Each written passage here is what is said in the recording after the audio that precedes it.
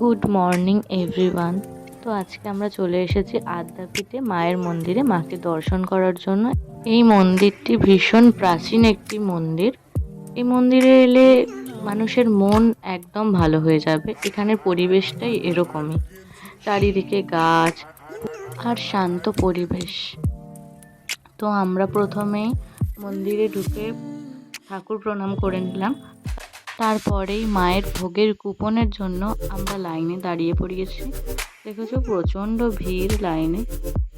ঠাকুরকে তোমরা একটু দেখে নাও। আর এটা কিন্তু বিশ্রাম ঘর, মানুষ এখানে বিশ্রাম নেয় যারা দূর দূরান্ত থেকে আসে।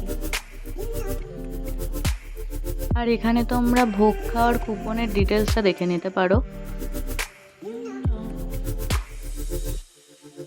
তো আমাদের টিকিট কাটা হয়ে গেছে, টিকিট আমরা পেয়ে গেছি। এবার ভোগ খাওয়ার উদ্দেশ্যে আমরা হাঁটা দিচ্ছি।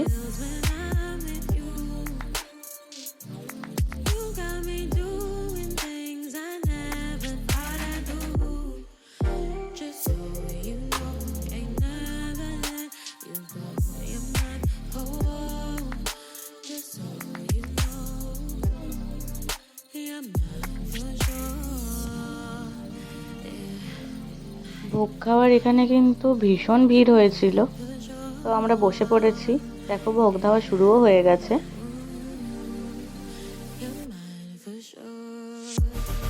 তো আমাদের প্রথমে পোলাও দিয়েছিল, বেগুনি, তারপরে ভাত, একটা তরকারি, খিচুড়ি আর একটা তরকারি দিয়েছিল, তারপরে চাটনি, পায়েস।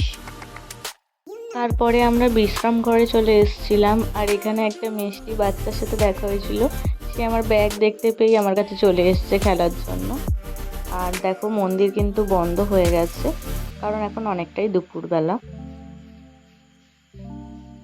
আর এখানে অনেকেই রেস্ট নিচ্ছে দেখো। তো তারপরে একটু আমরা রেস্ট নিয়ে বাড়ির দিকে রওনা দিলাম। আর ভিডিওটা ভালো লেগে থাকলে লাইক, কমেন্ট, সাবস্ক্রাইব করে দিও। টাটা।